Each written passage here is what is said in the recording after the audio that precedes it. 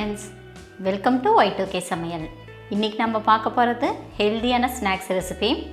வாழைப்பழத்தை யூஸ் பண்ணி இந்த ஸ்நாக்ஸ் நாம இன்னைக்கு செய்ய போறோம். இந்த ஸ்நாக்ஸ் சாப்பிட்றதுக்கு மேலே கிறிஸ்பியாகவும் உள்ள சாஃப்டாகவும் இருக்கும்.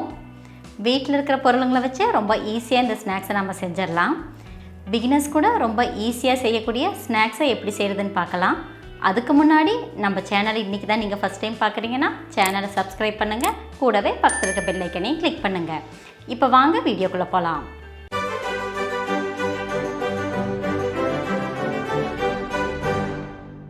வாழைப்பழ உருண்டை செய்கிறதுக்கு ஃபஸ்ட்டு ஒரு பேனில் 1 டேபிள் ஸ்பூன் அளவுக்கு நெய் ஆட் பண்ணிக்கலாம். நெய் நல்லா சூடாகணும். அதுக்கப்புறம் அது கூட 2 பெரிய சைஸ் நேந்திரம் பழத்தை சின்ன சின்னதாக கட் பண்ணி ஆட் பண்ணிக்கலாம். நீங்கள் இதுக்கு யூஸ் பண்ணுற நேந்திரம் பழம் வந்து நல்லா பழுத்த பழமாக இருக்கணும். நம்ம ஆட் பண்ண பழத்தை நெய்யோடு சேர்த்து 2-3 நிமிஷம் போல் நல்லா வதக்கிக்கலாம். நேந்திரம் பழத்தில் புளிப்பு இனிப்பு சுவை கலந்துருக்கும், அதனால் நம்ம இந்த பழத்தை யூஸ் பண்ணியிருக்கிறோம். நெய்யோடு சேர்த்து பழத்தை வதக்கும்போது அதோடய கலர் வந்து லைட்டாக சேஞ்ச் ஆக ஆரம்பிக்கும். இந்த ஸ்டேஜில் இது கூட 1/4 டீஸ்பூன் அளவுக்கு மஞ்சத்தூளை ஆட் பண்ணிக்கலாம். நான் வந்து இந்த ஸ்நாக்ஸோட ஃப்ளேவருக்காகவும் கலருக்காக மட்டும்தான் மஞ்சத்தூளை யூஸ் பண்ணியிருக்கிறேன்.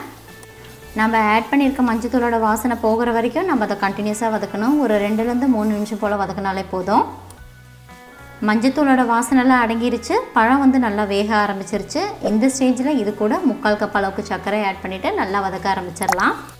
நான் வந்து இந்த ஸ்நாக்ஸுக்கு சர்க்கரை அளவாக தான் ஆட் பண்ணியிருக்கிறேன். இந்த அளவுக்கு சர்க்கரை ஆட் பண்ணி நீங்கள் ஸ்நாக்ஸ் செஞ்சிங்கன்னா நம்ம செய்கிற ஸ்நாக்ஸில் வந்து புளிப்புத்தன்மை அதிகமாக தெரியும். புளிப்புத்தன்மை உங்களுக்கு அதிகம் வேண்டாம் அப்படின்னு நினச்சிங்கன்னா சர்க்கரை இன்னும் கொஞ்சம் அதிகமாக சேர்த்துக்குங்க. சர்க்கரை ஆட் பண்ணதுக்கப்புறம் அடுப்பை மீடியம் ஃப்ளேமில் வச்சு குக் பண்ணிக்கோங்க. நம்ம ஆட் பண்ண சர்க்கரையோடு சேர்ந்து பழம் நல்லா வெந்து வரணும். அது வரைக்கும் நம்ம கையெடுக்காமல் கண்டினியூஸாக மிக்ஸ் பண்ணிகிட்டே இருக்கணும். பழத்தை நல்லா மசிச்சு விட்டு வேக வச்சு எடுத்துக்கோங்க. இந்த மாதிரி நம்ம மசிச்சு செய்யும்போது நம்ம செய்கிற உருண்டை வந்து நல்லா சாஃப்டாக வரும். இந்த மாதிரி பழம் நல்லா வெந்ததுக்கப்புறம் அது கூட 1 டீஸ்பூன் அளவுக்கு ஏலக்காய் பொடி ஆட் பண்ணிவிட்டு நல்லா மிக்ஸ் பண்ணிக்கோங்க.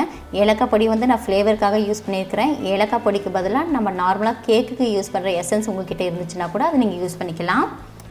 ஏலக்காய் பொடி ஆட் பண்ணதுக்கப்புறம் ஒரு 1 நிமிஷம் போல் நம்ம கண்டினியூஸாக வதக்கிட்டு இருந்தோன்னா இந்த மாதிரி நல்லா கெட்டியாக திரண்டு அல்வா கன்சிஸ்டன்சிக்கு வரும்.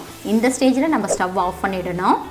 ஸ்டவ் ஆஃப் பண்ணிவிட்டு அதே சூடில் இந்த மிக்சர் கூட 1 கப் அளவுக்கு தேங்காய் துருவல், 5 ஸ்லைஸ் ப்ரெட்டை மிக்சியில் போட்டு நல்லா பவுட்ரு பண்ணிவிட்டு அந்த பவுடரை இது கூட ஆட் பண்ணிக்கோங்க. தேங்காவையும் ப்ரெட் பவுடரையும் ஆட் பண்ணும்போது கண்டிப்பாக அடுப்பை ஆஃப் பண்ணிவிடுங்க. அதே சூடில் நம்ம இதை மிக்ஸ் பண்ணினாலே போதும். அதுக்கு மேலே நம்ம ஸ்டவ்வை ஆன் பண்ணி நம்ம குக் பண்ணணுன்னா இந்த உருண்டையோட டேஸ்ட்டும் மாறிடும், அதோட ஃப்ளேவரும் மாறிடும். நம்ம ஆட் பண்ணியிருக்க தேங்காவும் ப்ரெட்டும் பழத்தில் எல்லா பாகத்துலையும் ஈவனாக ஸ்ப்ரெட் ஆகிற மாதிரி நல்லா மிக்ஸ் பண்ணிக்கோங்க. 2-3 நிமிஷம் போல் நம்ம கண்டினியூஸாக மிக்ஸ் பண்ணோன்னா இந்த மிக்சர் வந்து நல்லா திரண்டு திக்காக சப்பாத்தி மாவு கன்சிஸ்டன்சிக்கு வரும். அது வரைக்கும் இதை நம்ம மிக்ஸ் பண்ணிகிட்டே இருக்கணும். அதுக்கப்புறம் ரூம் டெம்பரேச்சரில் ஒரு 10-15 நிமிஷம் போல் ஆற வச்சிடலாம். மிக்சர் நல்லா ஆறுனதுக்கப்புறம் கையில் லைட்டாக நெய் அப்ளை பண்ணிவிட்டு நம்மளுக்கு எந்த சைஸில் வேணுமோ அந்த சைஸில் குட்டி குட்டி பால்ஸாக உருட்டி எடுத்துக்கலாம். இந்த மிக்சரை வீட்டில் இருக்கவங்களுக்கு இப்படியே நம்ம அல்வா மாதிரி கூட சாப்பிட கொடுக்கலாம். இந்த மிக்சரை நம்ம லைட்டாக ஃப்ரை பண்ணி எடுத்துட்டோன்னா இதோட டேஸ்ட் வந்து இன்னமும் கொஞ்சம் அட்டகாசமாக இருக்கும். பனியாரக்கல்லை யூஸ் பண்ணி தான் இன்றைக்கி நான் இதை ஃப்ரை பண்ண போகிறேன். அதுக்கு பனியாரக்கல் நல்லா சூடானதுக்கப்புறம் அதில் லைட்டாக நெய் அப்ளை பண்ணிக்கிறேன். நெய்க்கு பதிலாக நீங்கள் தேங்காய் நெய் கூட கொஞ்சம் அப்ளை பண்ணிக்கலாம். கல் நல்லா சூடானதுக்கப்புறம் அடுப்பை மீடியம் ஃப்ளேமுக்கு சேஞ்ச் பண்ணிவிட்டு நம்ம உருண்டை பிடிச்சி வச்சுருக்க மிக்சரை இதில் போட்டு ஃப்ரை பண்ண ஆரம்பிச்சிடலாம். நம்ம ஆட் பண்ணியிருக்க அந்த உருண்டையோட எல்லா பாகமும் நல்லா வெந்து கோல்டன் ப்ரௌன் ஆகும். அது வரைக்கும் இதை நல்லா திருப்பி போட்டு எல்லா சைடும் ஃப்ரை பண்ணி எடுத்துக்கலாம். இந்த மாதிரி இதை நம்ம ஃப்ரை பண்ணும்போது தான் இதோட மேல் லேயர் வந்து நல்லா கிறிஸ்பியாக மாறும். இது சாப்பிட்றதுக்கு மேலே கிறிஸ்பியாகவும் உள்ள சாஃப்டாகவும் ரொம்பவும் டேஸ்டியாக இருக்கும். இந்த உருண்டையோட எல்லா பாகமும் நல்லா வெந்து வரக்கு 4-5 நிமிஷம் போல் ஆகும். அது வரைக்கும் நம்ம கண்டினியூஸாக இந்த மாதிரி திருப்பி போட்டு குக் பண்ணிக்கணும். எல்லா வாழைப்பழத்தை விடவும் நேந்திரம் பழத்தில் சத்துக்கள் அதிகமாக இருக்குது. நேந்திரம் பழத்தை நம்ம தொடர்ந்து சாப்பிட்டு வந்தோன்னா நம்ம இதயம் வந்து நல்லா ஸ்ட்ராங் ஆகும். அதே மாதிரி உடம்புல வந்து ரத்த ஓட்டம் சீராக இருக்கும். பழ உருண்டை வந்து எல்லா சைடும் நல்லா ஈவனாகவே வெந்துருச்சு. இந்த ஸ்டேஜில் இதை நம்ம எடுத்துடலாம். இந்த ஸ்நாக்ஸை நம்ம செய்யும்போதே இதோட வாசனை வந்து வீடே மணக்கும். சின்னவங்கள்லேருந்து பெரியவங்க வரைக்கும் எல்லாருமே இந்த ஸ்நாக்ஸை சாப்பிட்லாம். இந்த ஸ்நாக்ஸ் வந்து உடம்புக்கு ரொம்பவுமே ஹெல்த்தியானது. ரொம்பவும் சாஃப்டாக டேஸ்டியான இந்த ஸ்நாக்ஸை ஒரு ஏர்டைட் கண்டெய்னரில் போட்டு நம்ம ஸ்டோர் பண்ணி வச்சோன்னா 4-5 நாள் வரைக்கும் ஸ்பாயில் ஆகாமல் அப்படியே இருக்கும்.